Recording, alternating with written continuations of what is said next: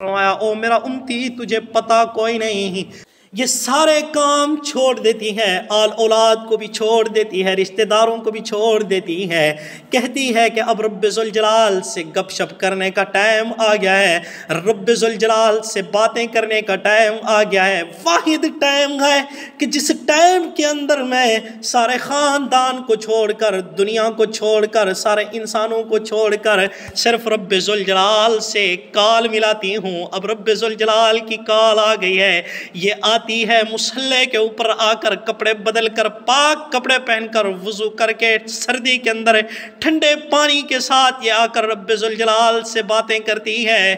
جس طرح وہ ماں چولہے کے اوپر کیوں نہ بیٹھی ہو، جب بیٹے کا فون آتا ہے، وہ بیٹا جو آؤٹ آف کنٹری ہوتا ہے، جیسے ہی اس کی ویڈیو کال آتی ہے تو یہ بھاگتی ہے اس کونے کی طرف جس کونے کے اندر موبائل کے سگنل صحیح آ رہے ہوتے ہیں کہ کہیں آواز نہ کٹ جائے، لہٰذا یہ اپنے بیٹے کی طرف دوڑتی ہے۔ ایسے وہ جو رب ذوالجلال سے محبت کرتی ہے، جیسے رب ذوالجلال کی آواز سنتی ہے، اس کو محسوس ہوتا ہے رب ذوالجلال کی کال آ رہی ہے، یہ دنیا کے سارے کام چھوڑ کر، یہ مرد ہے یا عورت ہے، سارے کاموں کو چھوڑ کر رب ذوالجلال کے ساتھ گپ شپ کرنے کے لیے آ جاتا ہے۔ اس کو جناب نبی کریم صلی اللہ علیہ وسلم نے فرمایا اعبد اللہ کأنک تراہ، اللہ کی پھر ایسے عبادت کر گویا کہ تو اللہ کو دیکھ رہا ہے۔ پھر یہ آ کر ایسے عبادت کرتے ہیں کہ جیسے اللہ کے قدموں کے اندر انہوں نے اپنا سر رکھ دیا ہو، وہ مرد ہو یا عورت ہو، پھر وہ ساری مصروفیات بھول جاتا ہے۔ پھر وہ کہتا ہے مزدوری بھی کروں گا تو اس شرط پر کروں گا کہ مزدوری تو تیری ہوگی، کام تو تیرا ہوگا، نوکری تو تیری کروں گا، غلامی تیری کروں گا، ملازمت تیری کروں گا، بس شرط یہ ہے کہ جب اذان کا ٹائم ہوگا، نماز کا وقت ہوگا، اس وقت میں تیری نہیں سنوں گا، رب ذوالجلال کی سنوں گا۔ اس کو خلیفہ ہارون الرشید وقت کا بادشاہ ہے، اس کا بیٹا ہے جس کی عمر 15 سے 16 سال ہے، وہ ایک چھوٹا سا معصوم لڑکا ہوتا ہے، گناہوں سے بھی بچتا ہے، وقت کے بادشاہ کا بیٹا ہے، اس کے باوجود رب ذوالجلال سے اتنی محبت کرتا ہے کہ ہر چیز اس کے تابع ہو جاتی ہے۔ ایک دن آتا ہے، خلیفہ ہارون الرشید اپنی محفل سجا کر بیٹھا ہوتا ہے، دیگر ملکوں کے بادشاہ خلیفہ ہارون الرشید کے پاس آئے ہوئے ہوتے ہیں، میٹنگ ہو رہی ہوتی ہے، اور اسی طرح وزیر مشیر بھی بیٹھے ہوتے ہیں، دوسری دنیا کے دوسرے ملکوں کے بادشاہ بھی آئے ہوئے ہوتے ہیں، خلیفہ ہارون الرشید بڑی شان شوکت کے ساتھ بیٹھا ہوتا ہے۔ اسی طرح اس کا ایک سادہ سا معمولی سا بچہ جس کی عمر 16 سے 17 سال ہوتی ہے، چاند کی طرح چمکتا ہے، چاند بھی اتنا خوبصورت نہیں ہے جتنا خوبصورت وہ نوجوان بیٹا تھا۔ وہ بیٹا جب اپنے باپ خلیفہ ہارون الرشید کی مجلس کے اندر آتا ہے تو سادہ سا لباس پہنا ہوتا ہے، ایک معمولی سا اس کے اوپر کپڑا ہوتا ہے، ایک معمولی سی چادر ہوتی ہے جسے قمیض کہتے ہیں، معمولی سی قمیض ہوتی ہے، وہ پہنے ہوئے، ایک لنگی سر کے اوپر باندھے ہوئے، ایک لنگی اوڑھے ہوئے باپ کی مجلس کے اندر آتا ہے۔ باپ کی مجلس کے اندر جیسے ہی آتا ہے، آ کر سلام کرتا ہے، السلام علیکم۔ جیسے والد سلام کا جواب دیتا ہے، لوگ پوچھتے ہیں یہ نوجوان خوبصورت لڑکا کس کا بیٹا ہے؟ کیا یہ بھی کوئی وزیر مشیر ہے؟ درباران مجلس کہتے ہیں یہ کوئی وزیر مشیر نہیں ہے، یہ کوئی نوکر نہیں ہے، یہ تو بادشاہ کا لخت جگر ہے۔ دیگر وزیر جب اس کو دیکھتے ہیں پھر کہتے ہیں کہ دیکھو تو صحیح اس نے کیا حال کر رکھا ہے، بادشاہ کا بیٹا ہے لیکن اس کے کپڑے ایک عام بھکاری جیسے کپڑے ہیں، ایک عام بچوں جیسے کپڑے ہیں، ایک یتیموں جیسے اس کے کپڑے ہیں۔ جس طرح ایک عام لڑکا پھر رہا ہوتا ہے بازار کے اندر، اس کے کپڑے بھی اس کے کپڑوں سے اچھے ہوتے ہیں، اور یہ دیکھو بادشاہ کا بیٹا ہے جس کے کپڑوں کی حالت دیکھو۔ آج افسوس کہ ہمیں بھی یہی دنیا کی جو مزین، دنیا کی جو رغبتی ہے، دنیا کی جو دنیا کی کشش ہے وہ کشش ہمیں اپنی طرف کھینچ رہی ہے، اور جو آخرت کی کشش ہے اس کشش کو بھول چکے ہیں۔ دنیا کی جو چمک دمک ہے اس کی طرف اندھے ہو چکے ہیں، اس کی طرف لپک پڑے ہیں، آخرت کو بھول چکے ہیں، اپنا رخ دنیا کی طرف کر لیا ہے، آخرت کو ہم نے پیٹھ دکھا دی ہے، آخرت کی طرف ہم نے پیٹھ پھیر لی ہے۔ وقت کا بادشاہ کے بیٹے کی طرف دنیا کے دیگر بادشاہ جب نظر جماتے ہیں، دیکھتے ہیں اور گلا شکوا کرتے ہیں، اور خلیفہ ہارون الرشید کو جب یہ دنیا کے دوسرے بادشاہ تانا مارتے ہیں، جب تانا خلیفہ ہارون الرشید کے کانوں تک پہنچتا ہے، خلیفہ ہارون الرشید اپنے بیٹا، وہ جو جس کی عمر 16 سے 17 سال تھی، اس کو بلاتا اور کہتا ہے بیٹا تو نے کیا دنیا کے بادشاہوں کی نگاہوں کے اندر مجھے ذلیل اور رسوا کر کے رکھ دیا ہے، لہٰذا جاؤ کپڑے اچھے پہن کر آؤ تاکہ پتہ چلے کہ بادشاہ کا بیٹا ہے۔ کس طرح کا تو نے بھکاریوں والا لباس پہنا ہوا ہے، دنیا کے بادشاہوں کے سامنے تو نے میری ناک کٹوا رکھی ہے، جاؤ بیٹا اچھا لباس پہن کر آؤ تاکہ مجھے دنیا کے بادشاہ حقیر اور رسوا نہ سمجھیں، تاکہ تو مجھے دنیا کے بادشاہوں کی نگاہ کے اندر رسوا نہ کرے۔ خلیفہ ہارون الرشید کا بیٹا جس کی عمر 16 سے 17 سال ہوتی ہے، وہ دیکھتا ہے کہ ایک درخت کے اوپر ایک چڑیا سرسبز ٹہنی کے اوپر بیٹھی ہوئی ہے، اس سرسبز ٹہنی کے اوپر بیٹھی ہوئی چڑیا کو آواز لگاتا ہے، صدا دیتا ہے کہ او چڑیا، جس رب ذوالجلال نے تجھے پیدا کیا ہے، جس رب ذوالجلال کی تو عبادت کرتی ہے، وَإِن مِّن شَيْءٍ إِلَّا يُسَبِّحُ بِحَمْدِهِ وَلَٰكِن لَّا تَفْقَهُونَ تَسْبِيحَهُمْ، جس رب ذوالجلال کا تو صبح شام ذکر کرتی ہے، جس رب ذوالجلال کی تو گن گاتی ہے، اس رب ذوالجلال کا واسطہ ہے میرے ہاتھ کے اوپر آ جا۔ خلیفہ ہارون الرشید کا بیٹا جب اس چڑیا کو یہ کہتا ہے میرے ہاتھ کے اوپر آ جا، وہ چڑیا اس درخت سے اڑ کر آتی ہے، اس کے ہاتھ کے اوپر بیٹھ جاتی ہے اور پوچھتا ہے خلیفہ ہارون الرشید کا بیٹا، او چڑیا بتلا تو نے کتنی جائیداد جمع کی ہوئی ہے، او چڑیا بتلا تو صحیح تو کون سی ملازمت کرتی ہے، چڑیا بتلا تو صحیح تو کون سا عمدہ لباس پہنتی ہے، چڑیا بتلا تو صحیح دنیا کے اندر تیرے کتنے محلات ہیں، چڑیا تو ایک چڑیا ہو کر جس کو رب ذوالجلال نے کوئی کپڑے نہیں دیے، کوئی محلات نہیں دیے، کوئی 6 مہینوں کی ایڈوانس روزی نہیں دی، اے چڑیا تو رب ذوالجلال کو نہیں بھولی، جس رب ذوالجلال نے مجھے صبح سے شام تک کھانے کے لیے بہت عمدہ سے عمدہ رزق دیے ہیں، عمدہ سے عمدہ لباس دیے ہیں، میں اس رب ذوالجلال کو کیسے بھول جاؤں، جبکہ چڑیا رب ذوالجلال کو نہیں بھول رہی، میں رب ذوالجلال کو کیسے بھول جاؤں۔ ابا جان آپ بتلاؤ اس چڑیا کے کون سے محل ہیں، اس چڑیا کی کون سی نوکری ہے، اس چڑیا کے پاس کون سا عمدہ سے عمدہ کپڑے ہیں، ابا جان آپ کو پتہ ہونا چاہیے یہ مٹی کی بادشاہت مٹی کے اندر رہ جائے گی، مٹی کی وزارت مٹی کے اندر رہ جائے گی، مٹی کے کپڑے مٹی کے اندر رہ جائیں گے، وَيَبْقَى وَجْهُ رَبِّكَ ذُو الْجَلَالِ وَالْإِكْرَامِ۔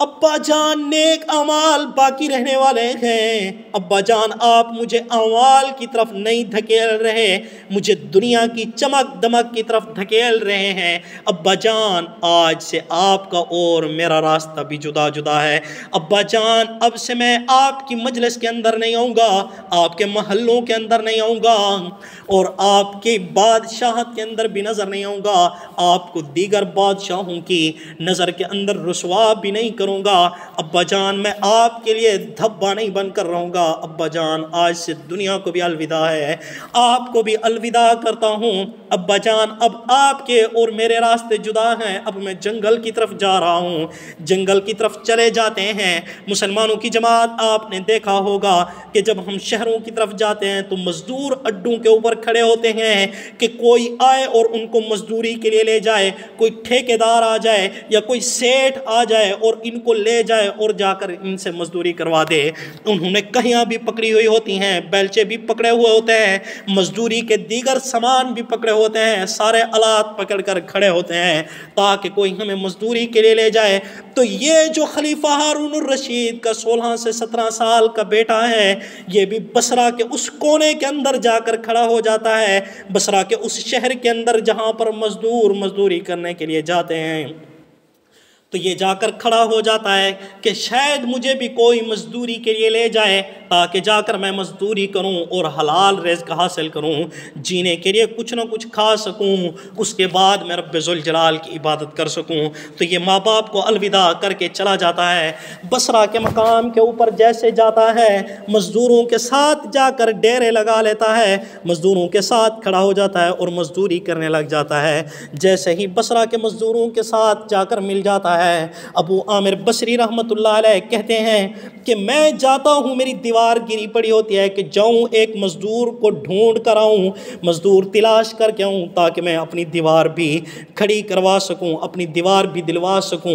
میری دیوار گری پڑی تھی تو میں جیسے ہی مزدوروں کے پاس گیا ہوں، سارے مزدور دوڑتے ہوئے میرے پاس آ گئے اور کہنے لگے کہ ہم نے بھی مزدوری کرنی ہے۔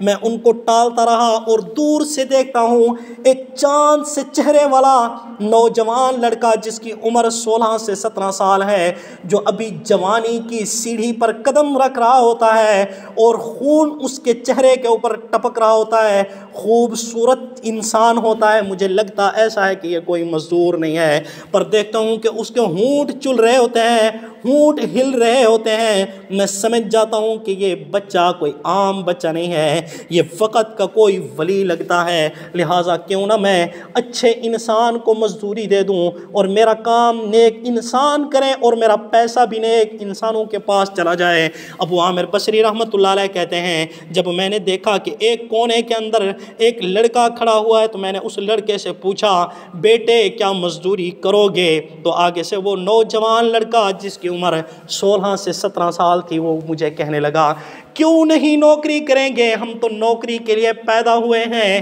مزدوری کے لیے تو پیدا ہوئے ہیں، بتلاؤ کیا کام لینا ہے مجھ سے؟ کام کے لیے تو میں پیدا ہوا ہوں۔ تو ابو عامر بصری رحمۃ اللہ علیہ کہنے لگے، میں نے اس نوجوان لڑکے کو کہا کہ بیٹا میں نے گارے اور مٹی کا کام لینا ہے۔ تو وہ نوجوان کہنے لگا، جی ہاں ضرور، ہر حال تیار ہوں مزدوری کرنے کے لیے، پر میری کچھ شرطیں ہیں، اگر وہ شرطیں منظور ہوں تو پھر میں تیرے ساتھ کام پر چل پڑتا ہوں، اگر میری شرطیں تجھے منظور نہیں ہیں تو میں بھی تیرے ساتھ کام پر مزدوری پر جانے کے لیے تیار نہیں ہوں۔ تو ابو عامر بصری رحمۃ اللہ علیہ چونکہ سیٹھ تھے اور یہ کہنے لگے، مجھے بہت حیرانگی ہوئی، تعجب ہوا کہ لوگ مزدوروں کو لے جاتے ہیں، شرطیں لگاتے ہیں، کیسا مزدور ہے جو خود شرطیں لگا رہا ہے؟ میں نے کہا تعجب کے اندر حیران ہو کر میں نے کہا چل بتا کیا تیری شرطیں ہیں؟ تو وہ نوجوان لڑکا جس کی عمر 16 سے 17 سال تھی وہ کہنے لگا، پہلی شرط تو یہ ہے کہ جا کر 3 درہم لوں گا، مزدوری 5 سے 6 درہم چل رہی ہے، میں 3 درہم لوں گا، لیکن یاد رکھنا مزدوری کے دوران 3 نمازوں کا ٹائم ہوگا، ظہر کا، عصر کا اور مغرب کا، لیکن ان 3 ٹائموں کے اندر تیری کوئی بات نہیں سنوں گا، اس رب ذوالجلال کی بات کو سنوں گا جس کی مجھے کال آئے گی، اس رب ذوالجلال سے گپ شپ کروں گا، وہ میرا رب ذوالجلال مجھے بلائے گا تو میں اس کو جواب دوں گا، وہ میرے ساتھ بات چیت کرے گا تو میں اس کے ساتھ بات چیت کروں گا، اس وقت میں تیری کوئی گفتگو نہیں سنوں گا، تیری کوئی بات چیت نہیں کروں گا۔ جب میرے رب ذوالجلال کی کال آئے گی، حی علی الصلاح، حی علی الصلاح کی، تب میں تجھے بھول جاؤں گا، تیرا کام بھی چھوڑ دوں گا، جا کر تسلی کے ساتھ قد افلح المؤمنون الذین هم فی صلاتهم خاشعون، سکون کے ساتھ جا کر نماز پڑھوں گا۔ اگر یہ 2 شرطیں میری تجھے منظور ہیں تو مجھے اپنے ساتھ کام پر لے کر چلو، اگر میری یہ شرطیں منظور نہیں ہیں تو میں تیرے ساتھ کام پر جانے کے لیے بھی تیار نہیں ہوں۔ ابو عامر بصری رحمۃ اللہ علیہ فرماتے ہیں میں اس بچے کو لے کر کام کے لیے چلا گیا، جب میں نے جا کر اس کو کام دکھلایا کہ یہ دیوار گری پڑی ہے، اسے تو نے تعمیر کرنا ہے، تو وہ مجھے کہنے لگا کوئی مسئلہ نہیں، آپ چلے جائیں، میں اس کو تعمیر کرنے کے لیے اپنے آپ کو تیار کرتا ہوں۔ تو وہ مزدور اپنوں کو سمیٹتا ہوا اس نے گارا مٹی بنانا شروع کر دیا۔ شام کو جب میں نے دیکھا تو ایک آدمی نے 10 آدمیوں کے برابر کام کیا ہوا ہے۔ میں نے اس کو 3 درہم دینے تھے، میں نے اس کو شام کو 10 درہم دینے چاہے، لیکن اس لڑکے نے 10 درہم لینے سے انکار کر دیا اور کہا کہ مجھے صرف 3 ہی درہم کافی ہیں۔ جو پہلے شرط کے اندر ہم نے متعین کیے تھے وہ 3 درہم میں آدھا درہم ایک دن کے اندر کھاؤں گا، ہفتے کے 6 دن ہوتے ہیں اور 7ویں دن کے اندر میں روزہ رکھ لوں گا، پھر آ کر 1 دن مزدوری کروں گا، تو مجھے 3 درہم کافی ہیں، لہٰذا مجھے 10 درہم کی ضرورت نہیں ہے، 10 درہم کو میں کیا کروں گا۔ ابو عامر بصری رحمۃ اللہ علیہ فرماتے ہیں مجھے بہت تعجب ہوا اور یقین ہوا کہ یقیناً یا تو یہ کوئی ولی ہے یا اس کے پاس کوئی جنات ہیں جنہوں نے اس کے ساتھ دیا ہے اور 10 آدمیوں کے برابر ہے اس نے کام کر لیا ہے۔ تو اگلے دن دوبارہ میں جاتا ہوں بصرہ کے شہر کے اندر اور جا کر مزدوروں کی جگہ پر جا کر اس لڑکے کو تلاش کرتا ہوں، وہ لڑکا مجھے نہیں ملتا۔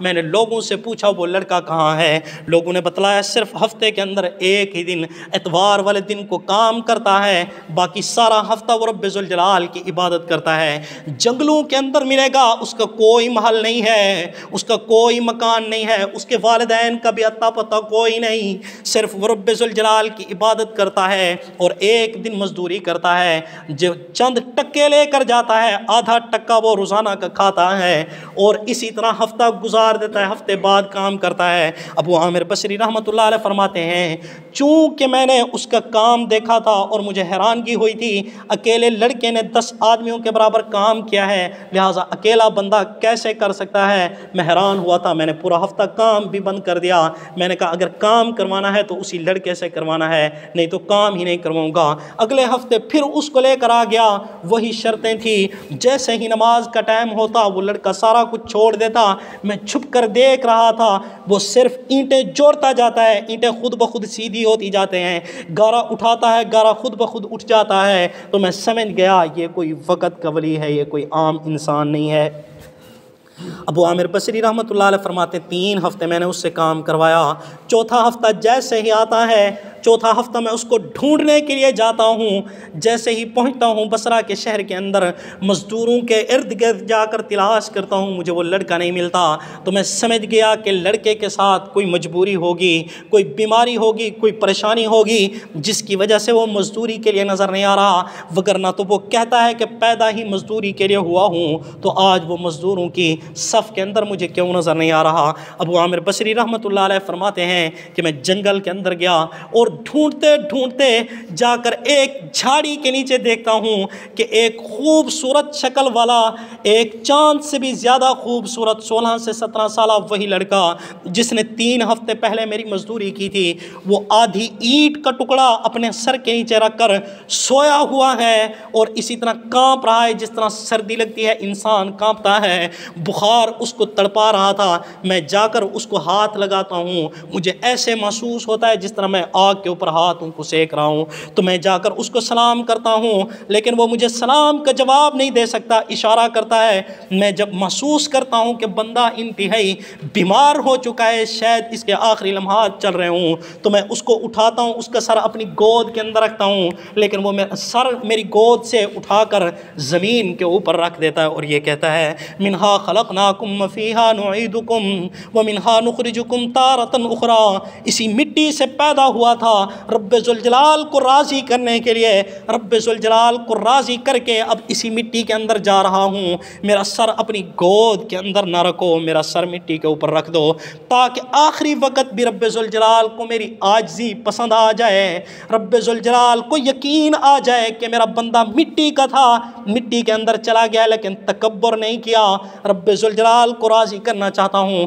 شاید میری یہی عاجزی پسند آ جائے، لہٰذا میرا سر مٹی کے اوپر رکھ دو۔ ابو عامر بصری رحمۃ اللہ علیہ فرماتے ہیں میں نے اس کا سر مٹی کے اوپر رکھ دیا، جیسے ہی اس کا سر مٹی کے اوپر رکھا اس نے مجھے انگوٹھی دی اور کہا کہ یہ انگوٹھی پکڑ لو اور یہ لنگی بھی پکڑ لو اور یہ لوٹا بھی پکڑ لو، اور اتنا یاد رکھنا کہ یہ لنگی خلیفہ ہارون الرشید تک پہنچا دینا، لیکن وہ وقت کا بادشاہ ہے، اس نے تیری سننی نہیں، یوں کرنا کہ جب وہ باہر نکلنے لگے اپنے لاؤ لشکر کے ساتھ، اپنی فوج کے ساتھ اور اپنے ناز نخروں کے ساتھ جب وہ نکلنے لگے، ایک ٹیلے کے اوپر کھڑے ہو جانا اور اس کو زور سے صدا لگانا کہ خلیفہ ہارون الرشید، میرے پاس ایک پردیسی کی، میرے پاس ایک مسافر کی امانت ہے، وہ امانت میں آپ تک پہنچانا چاہتا ہوں، اور اس کے چند کلمات ہیں، وہ کلمات بھی آپ تک پہنچانا چاہتا ہوں۔ اگر آپ کے پاس ٹائم ہو، اس پردیسی، اس مسافر، اس رہ گزر کا پیغام لے کر آیا ہوں، اس رہ گزر کا پیغام سن لیجئے۔ وہ بچہ جب یہ الفاظ کہتا ہے اور کہتا ہے کہ میری یہ چادر اور یہ میرا لوٹا، یہ اس قبر کھودنے والے کو اجرت کے طور پر دے دینا، کیونکہ اس وقت کپڑے ہاتھوں کے ذریعے بنے جایا کرتے تھے اور کپڑے بھی بہت مہنگے ہوا کرتے تھے۔ خلیفہ ہارون الرشید کے بیٹے نے کہا یہ لوٹا اور یہ لنگی قبر کھودنے والے کو دے دینا، اور یہ قرآن پاک ہے اور یہ انگوٹھی ہے، یہ خلیفہ ہارون الرشید تک پہنچا دینا۔ خلیفہ ہارون الرشید تک پہنچا دینا اور اس کو بتلا دینا کہ اس نوجوان لڑکے نے کہا تھا ابا جان، جہاں در حقیقت آپ نے دل لگا لیا ہے، جس جگہ پر آپ نے دل لگا لیا ہے، یہ جگہ ساری فنا ہو جائے گی۔ وَيَبْقَى وَجْهُ رَبِّكَ ذُو الْجَلَالِ وَالْإِكْرَامِ، صرف رب ذوالجلال کی ذات باقی رہنے والی ہے، ساری دنیا ختم ہو جائے گی، ہر چیز فنا ہو جائے گی، صرف وہ چیز باقی رہ جائے گی جو تو نے آگے کے لیے تیار کر دی۔ ابا جان، اپنے آپ کو غفلت سے نکال دو، یہ پردیسی اور یہ مسافر کا پیغام بھی میرے باپ تک پہنچا دینا، شاید میرا باپ مجھے جنت کے اندر آ کر مل جائے، لہٰذا دنیا کے اندر تو ہم نہ مل سکے، شاید والی بات ہے آخرت کے اندر، جنت کے اندر ہم مل جائیں۔ تو خلیفہ ہارون الرشید خود بھی کیا ہے، بزرگ ہیں۔ ابو عامر بصری رحمۃ اللہ علیہ فرماتے ہیں میں نے دیکھا خلیفہ ہارون الرشید اپنے لشکروں کے ساتھ اپنے دربار سے نکل رہا ہے، تو میں نے ایک ٹیلے کے اوپر چڑھ کر آواز لگائی، خلیفہ ہارون الرشید نے میری آواز سنی۔ جب میں نے کہا کہ ایک پردیسی مسافر لڑکے کا پیغام لے کر آیا ہوں، تو وہ سمجھ گیا کہ لڑکا تو میرا ہی تھا جو مجھ سے جدا ہو گیا ہے۔ تو خلیفہ ہارون الرشید اس کی طرف ابو عامر بصری رحمۃ اللہ علیہ کی طرف متوجہ ہوتے ہیں۔ ابو عامر بصری رحمۃ اللہ علیہ فرماتے ہیں خلیفہ ہارون الرشید کو کہ میرے پاس یہ انگوٹھی ہے، یہ قرآن پاک ہے، یہ آپ تک پہنچانا ہے۔ خلیفہ ہارون الرشید کہتے ہیں کہ ذرا صبر کرو، شام کو مجھے ملنا، شاید بڑی بات ہے آپ میرے غموں کو تازہ کر دو، شاید میرے غموں کو تازہ کر دو، اور وہ میرا جو بچھڑا ہوا بیٹا ہے، شاید اس کی جو یادیں ہیں اور اس کا جو دکھ ہے اور اس کا جو غم ہے جو مجھے اندر ہی اندر سے کھائی جا رہا ہے، شاید میرے بیٹے کی یاد تازہ کرا دو، میں شام کو آپ سے ملنا چاہتا ہوں۔ خلیفہ ہارون الرشید چلے جاتے ہیں، شام کو جیسے آتے ہیں وزیر کہتے ہیں بادشاہ سلامت پہلے بہت پریشان ہیں، جہاں پر 10 باتیں کرنی ہوں وہاں پر 2 باتوں پر کیا کر لینا، اکتفا کر لینا۔ ابو عامر بصری رحمۃ اللہ علیہ نے اس کو انگوٹھی واپس کی خلیفہ ہارون الرشید کو، اور اسی طرح قرآن پاک واپس کیا اور بتلایا کہ آپ کا بیٹا یہ کہہ کر گیا ہے، مجھے تو پہلے پتہ نہیں تھا کہ وہ آپ کا بیٹا ہے، میں نے تو اس کو مزدوروں کے اندر پایا ہے، لیکن آپ کا بیٹا وقت کا ولی تھا، وہ نماز کو چھوڑنے والا نہیں تھا، وہ نماز پڑھتا ایسے تھا کہ گویا کہ رب ذوالجلال کے سامنے وہ کیا ہے، رب ذوالجلال کے قدموں کے اندر وہ کیا کر رہا ہے، سجدہ کر رہا ہے۔ یہاں پر آپ کو بتلاتا چلوں، جو نماز پڑھتا ہے، اگر جس کو یہ یقین ہو کہ جس طرح بیٹے کی کال آتی ہے، بیٹا آؤٹ آف کنٹری ہو، باہر ملک ہو، ویڈیو کال آئے تو ہم اس جگہ بھاگتے ہیں جس جگہ پر سگنل آ رہے ہوں، نیٹ سپیڈ صحیح آ رہی ہو، کہ بیٹے کی کال آ رہی ہے کہ میں اپنے بیٹے کا چہرہ تو دیکھ لوں۔ اور جو اللہ والے ہوتے ہیں، جن کو یقین ہوتا ہے کہ میں نماز پڑھ رہا ہوں، یہ نماز ایسے ہی ہے گویا کہ میں رب ذوالجلال کے قدموں کے اندر کیا کر رہا ہوں، سجدہ کر رہا ہوں، تو وہ کسی صورت بھی نماز کو قضا نہیں کرتے، وہ کسی صورت نماز کو نہیں چھوڑتے۔ پھر جب ان کا آخری وقت آتا ہے، وہ مرنے والے ہوتے ہیں، وہ یہ نہیں کہتے کہ مجھے وصیت کرنے دو، وہ کہتے ہیں مجھے 2 رکعت تو پڑھنے دو۔ جن کو یقین ہوتا ہے کہ میں رب ذوالجلال کے سامنے کیا کر رہا ہوں، سجدہ کر رہا ہوں، رب ذوالجلال سے گپ شپ کر رہا ہوں، رب ذوالجلال سے بات چیت کر رہا ہوں۔ حضرت علی رضی اللہ تعالیٰ عنہ نے یہی تو فرمایا تھا کہ جب میرا دل کرتا ہے کہ میں رب ذوالجلال سے باتیں کروں تو میں قرآن پڑھتا ہوں، جب میرا رب ذوالجلال مجھ سے باتیں کرتا ہے تو میں نماز پڑھتا ہوں۔ آج ہم دیکھیں کہ کتنا ہم رب ذوال جلال کے ساتھ باتیں کرنے کے لیے تیار ہیں۔ کسی کا فون آ جائے سارے کام چھوڑ کر اس کا فون سننے کے لیے کیا ہوتے ہیں؟ تیار ہوتے ہیں۔ لیکن جیسے ہی رب ذوال جلال کا بلاوا آتا ہے، رب ذوال جلال کی پکار آتی ہے، حی علی الصلاح حی علی الفلاح کی، مجال ہے کہ ہم ٹس سے مس ہو جائیں۔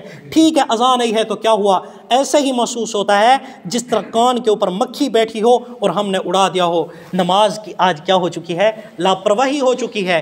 حضور نے فرمایا الصلاۃ قرۃ عینی، نماز میری آنکھوں کی ٹھنڈک ہے۔ آپ کی آنکھوں کی ٹھنڈک آپ کے بیٹے ہوں گے، آپ کی آنکھوں کی ٹھنڈک آپ کی گاڑیاں ہوں گی، آپ کے آنکھوں کی ٹھنڈک آپ کے گھر ہوں گی، آپ کی گھر والی ہوگی، آپ کی آنکھوں کی ٹھنڈک آپ کا کاروبار، آپ کی جائیداد ہوگی، آپ کی آنکھوں کی ٹھنڈک آپ کی کھیتی ہوگی۔ جناب نبی کریم صلی اللہ علیہ وسلم کی آنکھوں کی ٹھنڈک کیا ہے؟ نماز ہے۔ حضور نے فرمایا جب میرا امتی نماز پڑھتا ہے تو میری آنکھوں کو کیا پہنچتی ہے؟ ٹھنڈک پہنچتی ہے۔ تو ہم کتنا حضور صلی اللہ علیہ وسلم کی آنکھوں کو ٹھنڈک پہنچانے والے ہیں۔ حضور صلی اللہ علیہ وسلم ہمارے لیے روتے ہوئے گئے ہیں۔ حضور صلی اللہ علیہ وسلم نماز سے اتنی محبت کرتے تھے کہ حضور صلی اللہ علیہ وسلم کے پاؤں مبارک سوج جاتے تھے۔ نبی پاک صلی اللہ علیہ وسلم نے کبھی کسی کو بد دعا نہیں دی، کبھی کسی کو بد دعا نہیں دی۔ لیکن جب حضور کی یہودیوں نے نماز قضا کروائی، جب دنیا کفر مدینے کے چاروں طرف لپیٹ جاتی ہے اور نبی کریم صلی اللہ علیہ وسلم کو قتل کرنے کے لیے آتی ہے، مدینے کے چاروں طرف کافر ہوتے ہیں، اس وقت جناب نبی کریم صلی اللہ علیہ وسلم خندق کھود رہے ہوتے ہیں، جس طرح ہم نہر کھودتے ہیں تاکہ دشمن اچانک نہ حملہ کر دے۔ تو جناب نبی کریم صلی اللہ علیہ وسلم خندق کھود رہے تھے، غزوہ خندق، تو حضور کی عصر کی نماز قضا ہو جاتی ہے۔ حضور نے کبھی زندگی کے اندر کسی کو بد دعا نہیں دی۔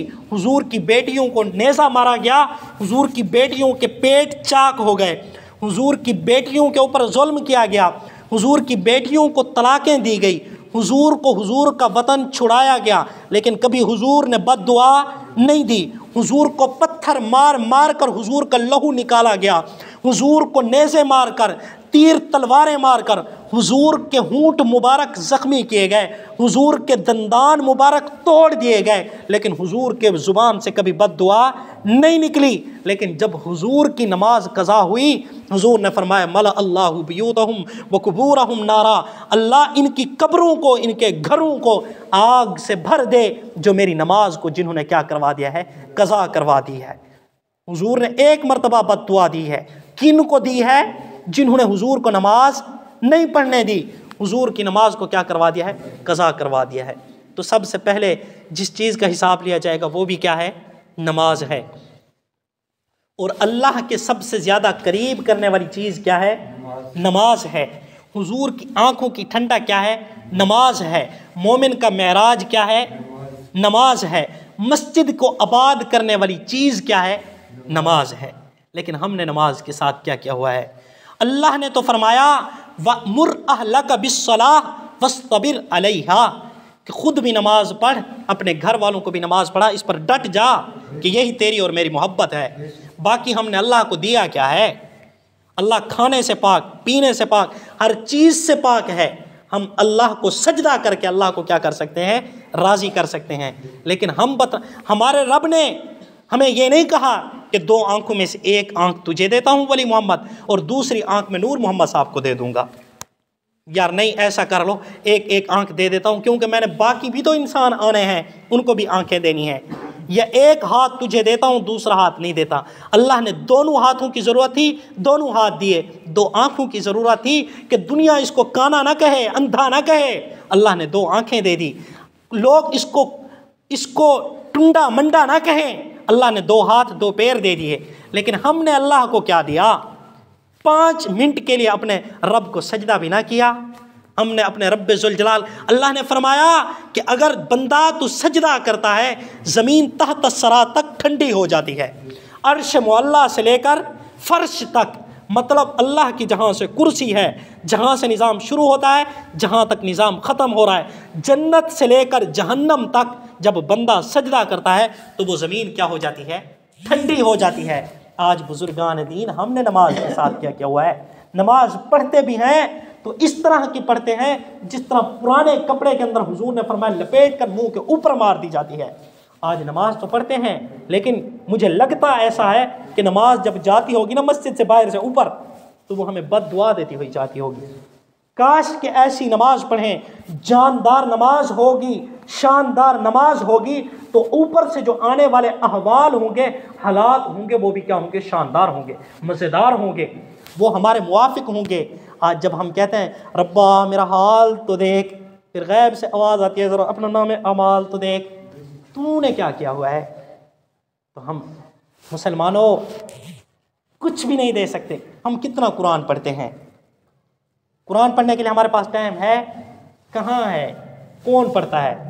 صرف زیادہ سے زیادہ 5 سے 10 منٹ، کم از کم نماز پڑھ کے حضور کی آنکھوں کو ٹھنڈک بھی پہنچا سکتے ہیں اور حضور کی دعائیں بھی لے سکتے ہیں۔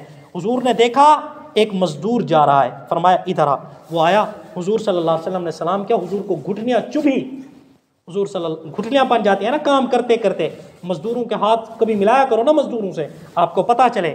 حضور کو جب گھٹنیاں چبھی، حضور نے فرمایا پیارا تو اور کچھ بھی نہ کر، صرف نماز تو پڑھ لینا۔ کیا کرنا؟ نماز پڑھ لینا، تیرا رب تجھے بخش دے گا۔ صرف نماز پڑھ لینا، نماز کیا ہے؟ کافی ہے۔ آج ہمارے پاس نماز کے لیے بھی ٹائم نہیں ہے، تو ہم نے اپنے رب ذوالجلال کو کیا دیا ہے؟ ہم نے اولاد کو کیا نہیں دیا؟ اولاد کے لیے سردی گرمی برداشت کی، لیکن رب ذوالجلال کے لیے سردی گرمی کے اندر آ کر ہم نے سجدہ بھی نہ کیا۔ قرآن ہم نہیں پڑھ سکتے، صدقے خیرات ہم نہیں کر سکتے، مسجدوں کو آباد ہم نہیں کر سکتے۔ کتنے لوگ ہیں ہماری اس مسجد کے اندر؟ ایک ہی بندہ یا 2 بندے ہیں جو کیا ہیں؟ مسجدوں کو آباد کرنے والے ہیں۔ باقی تو مہمان ہیں جو خدا کے مہمان بن کر آتے ہیں، نماز پڑھی یہ گئے۔ مسجدوں کو آباد کرنے والے کتنے ہیں؟ قرآن پاک پڑھنے والے کتنے ہیں؟ جو مسجدوں کی رونق بنے وہ کتنے ہیں؟